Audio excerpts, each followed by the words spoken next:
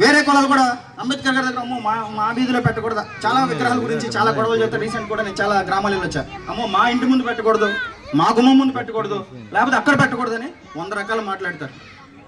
ఈరోజు ఎస్సీలో కానీ, ఓసీలో కానీ, బీసీలో కానీ, ముస్లింస్లో కానీ ఏ కులంలో పుట్టిన మహిళకి ఈరోజు స్వేచ్ఛనిచ్చిన ఒకే వ్యక్తి డాక్టర్ బాబాసాహెబ్ అంబేద్కర్. జై భీమ్.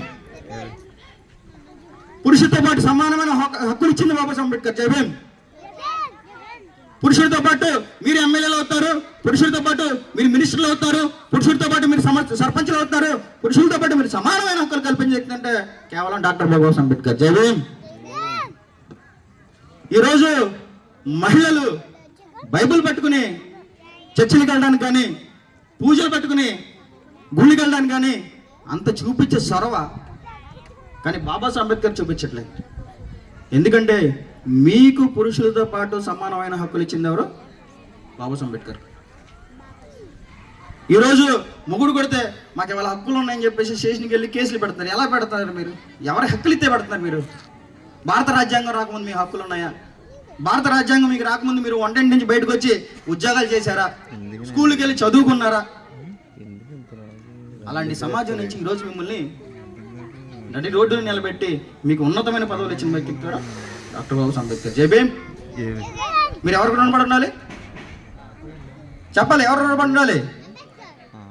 అలాంటి వ్యక్తిని మీరు గుర్తించుకోవాల్సిన అవసరం ఉంది. దట్టు ఆయన ఒక మాల సమాజంలో పుట్టడం, అది మన జన్మ సార్థకం అవ్వాలి.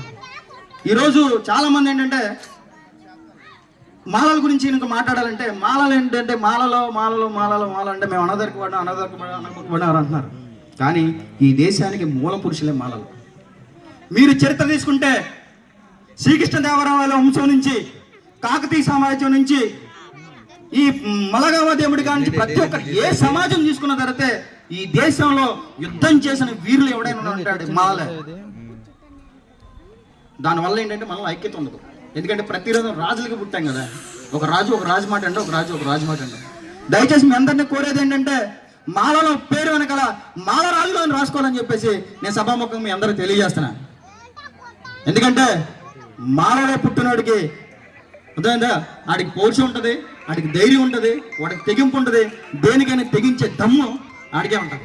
ఎందుకంటే ఈ దేశానికి ఏలిన వాళ్ళు మాలలు, ఈ దేశానికి రాజ్యానికి సృష్టించిన వాడు మాలలో, ఈ దేశానికి రాజ్యారికం నేర్పించిన వాడు మాలలో, ఈ రేచలో యుద్ధాలు చేసిన వాళ్ళు మాలలో, ఈ దేశానికి దిక్సూచిని చెప్పిన మాల కూడా డాక్టర్ బాబాసాహెబ్ అంబేద్కర్. జై భీమ్.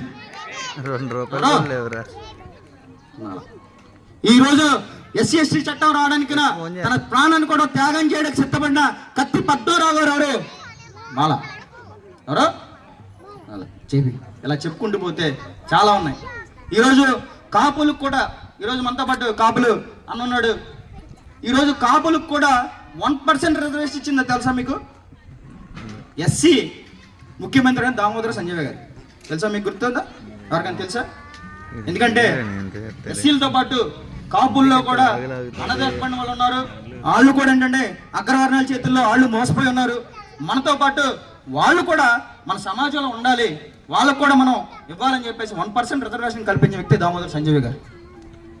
అలాంటి మహా వ్యక్తి కూడా మాల సామాజికంలో పుట్టాడు. ఎందుకంటే కాపులకి మనకి చాలా దగ్గర సంబంధాలు ఉన్నాయి.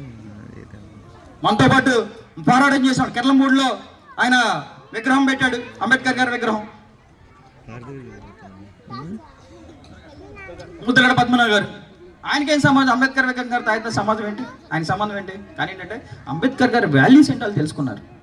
ఇంకా మనం అంబేద్కర్ గారి వాల్యూ తెలుసుకోకుండా ఆయన చెప్పిన రాజ్యాంగం, రాజ్యాధికారం అనే పదాలను పక్కన పెట్టేసి ఈరోజు మన సమాజం నుంచి దూరమైన పరిస్థితుల్లో మనం బతుకుతున్నాం. దయచేసి క్రమశిక్షణ కలిగిన జాతిలో మనం పుట్టాం.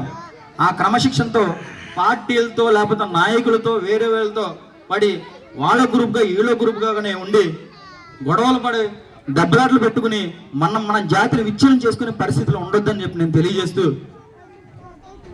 మన జాతి యొక్క ఔదార్యం, ఔన్నత్యం మనందరూ కూడా తెలుసుకోవాల్సిన పరిస్థితి చాలా ఉంది. దాని గురించి తర్వాత నేను మాట్లాడతాను, కానీ ఇది సమయం కాదు. కానీ ఏంటంటే అందరితో మంచిగా ఉండండి, ఎవరితో గొడవలొద్దు, పొలకట్టుబాట్లు మర్చిపోవద్దు.